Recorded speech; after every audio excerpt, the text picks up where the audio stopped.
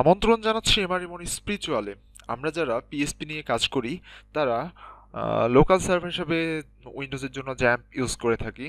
তো এক্সএমপি, তো এখানে অনেক সময় আমরা এই সমস্যাটা দেখে থাকি যে অ্যাক্সেস ডিনাই আর হচ্ছে মাইএসকিউএল শাটডাউন অটোমেটিক্যালি। তো আজকে আমরা এই প্রবলেমটাই সলভ করব।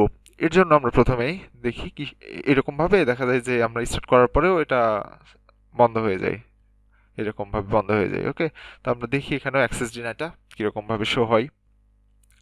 শাটডাউন অথবা অ্যাক্সেস ডিনাই এরকম ব্যাপারটা ঘটে থাকে। ওকে, তো আজকে আমরা এটাই দেখবো কি করে এটা সলভ করা যায়।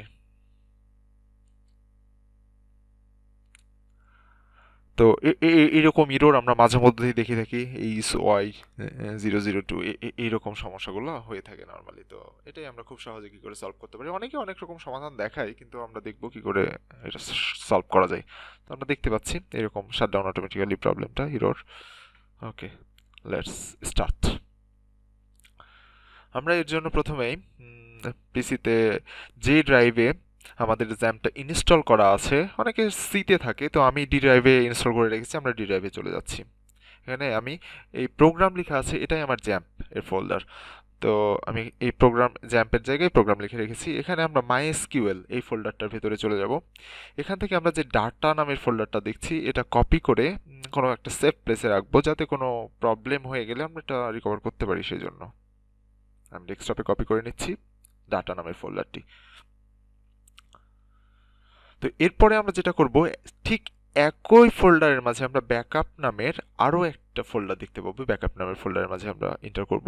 এরপরে আমরা ব্যাকআপ নামের ফোল্ডারের মাঝে ওপর থেকে আমি যেগুলো দেখাচ্ছি ঠিক এই ফাইলগুলো কপি করব। ওপর থেকে দেখেন, ঠিক বুঝতে পারবেন, এবং নিচের থেকে দুইটি এই ফাইলগুলো আমরা কপি করব।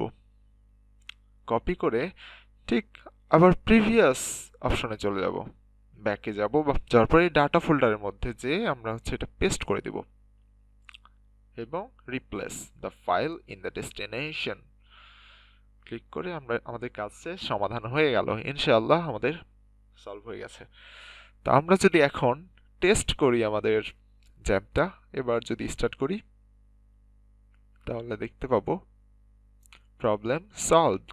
আপনারা দেখতে পাচ্ছেন আর এটা শাটডাউন হয়ে যাচ্ছে না। এবং আমরা যদি ব্রাউজারে রিলোড দিই, তাহলে দেখতে পাচ্ছি আমরা আমাদের সমস্যা সমাধান হয়ে গেছে। তো ভালো থাকবেন, আজকের জন্য এতটুকুনি। আল্লাহ হাফেজ।